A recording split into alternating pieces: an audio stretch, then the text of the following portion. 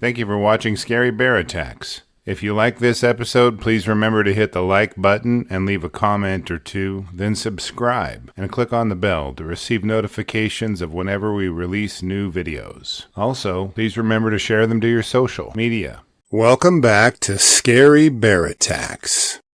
Today's story takes us into the wilds of Teepee Creek, Montana, where a pair of bow hunters experienced a life-threatening encounter with a grizzly bear in September 2024. This area, located just north of West Yellowstone, is a part of the Custer-Gallatin National Forest, a region rich with towering pine forests, winding creeks, and abundant wildlife. The climate here is characterized by cold winters and mild summers, making it a haven for outdoor enthusiasts who come to hunt, fish, and explore. Grizzly bears thrive in this wilderness, particularly during late summer and early fall, when they aggressively forage to build up fat reserves before their long winter hibernation. This seasonal overlap with Montana's archery hunting season increases the potential for human-bear interactions. In the past 2 decades, bear populations have rebounded across the greater Yellowstone ecosystem, which includes parts of Montana, Wyoming, and Idaho, making encounters like this one we're discussing today more common. The Custer-Gallatin National Forest is part of a larger habitat for these magnificent but dangerous creatures. It spans over 3 million acres, and Teepee Creek itself cuts through some of the wildest portions of the forest, where the undergrowth is thick with pine, fir, and spruce trees. Shrubs like buffaloberry, thimbleberry, and serviceberry grow in abundance, providing ample food sources for grizzlies. Here, encounters with grizzly bears are not just possible, they're expected. On the morning of September 9, 2024, 2 experienced bow hunters set out into the wilderness near Teepee Creek. Their goal was simple, to harvest an elk before the end of Montana's archery season.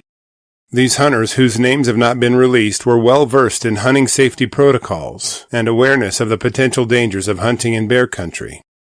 However, despite their experience, nothing could have prepared them for what would happen next. Armed with their archery gear, they ventured deep into the forest, away from the beaten path, hoping to find the perfect spot for hunting. The morning air was crisp and the landscape was eerily quiet, aside from the occasional rustling of leaves. Like many hunters, they were carrying bear spray, a common tool for self-defense in grizzly country. However, bear spray is only effective if deployed quickly and accurately, and what they would soon face left little time for preparation. As the hunters moved silently through the thick brush, they suddenly came across a sow grizzly bear and her 2 yearling cubs. Grizzly bears are known to be fiercely protective of their young, and any perceived threat can trigger an aggressive response. In this case, the sow, sensing danger, charged the hunters at full speed. Grizzly bears can run up to 35 miles per hour, and with her cubs to protect, this sow wasted no time in closing the distance between her and the hunters. In the chaos of the moment, the hunters had little time to react. Drawing their handguns, an essential backup in bear country, they fired multiple shots at the charging bear.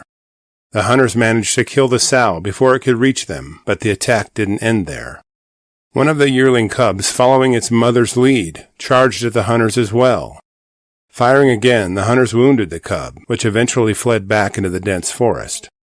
Fortunately, the hunters were not injured in the attack, but they were left shaken by the suddenness and ferocity of the encounter.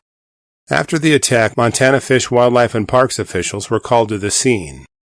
Alongside game wardens and a helicopter pilot, they confirmed that the sow grizzly bear had been killed in the encounter. One of the yearling cubs had been wounded, but despite extensive searches, the cubs were not located. Given the fact that grizzly bears are a protected species under the Endangered Species Act, the incident is now under investigation by the U.S. Fish and Wildlife Services. Grizzly bear attacks, though rare, are often fatal for the bear involved. In this case, the hunters were forced to defend themselves, resulting in the death of the mother bear.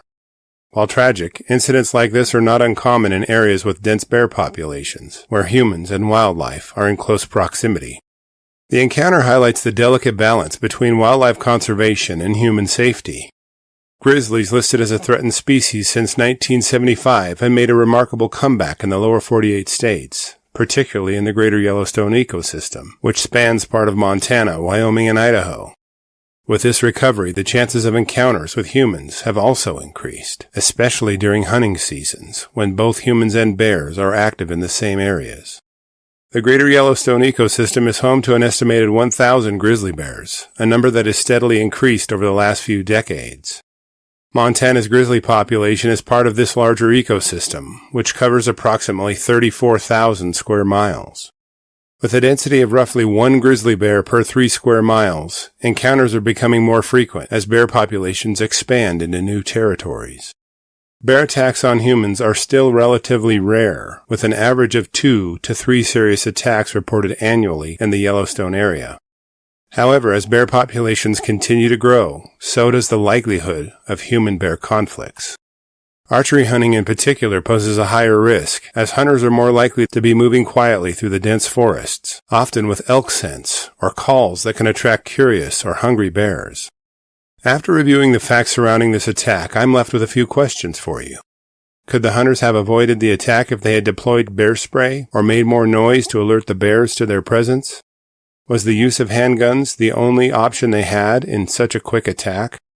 How does the increase in grizzly bear populations affect outdoor activities like hunting and hiking in Montana, and what measures should be in place to ensure both bear conservation and human safety? What are the chances of survival for the wounded cub without the guidance of its mother in the coming winter months? Speaking of cubs, our Cub Tier membership on Patreon, linked below, will give you ad-free early access to our episodes, and the $3 per month goes a long way in helping me continue to produce educational and entertaining content like this. The grizzly bear attack in Teepee Creek is a sobering reminder of the dangers that come with hunting in bear country. As grizzly bear populations continue to grow, these kinds of encounters will likely increase, especially during the busy hunting season. Proper preparation, including the use of bear spray and knowledge of bear behavior, can help reduce the risk of such encounters. However, as this story shows, even the most experienced hunters can find themselves in life-threatening situations. I will gladly read and reply to your thoughts, so please post them in the comments section below, and let's talk about it. Thank you for watching Scary Bear Attacks. If you've enjoyed this episode, please consider clicking on the like button and clicking on the bell icon. We'll help you know when we post our new episodes. Posting our video links to your social media profiles furthers awareness, and it's fun. We slashed our prices in our merch store, linked below, so check out the bargains there while you shop. As a member of our human community, remember to adventure bravely and be careful out there, especially in bear country.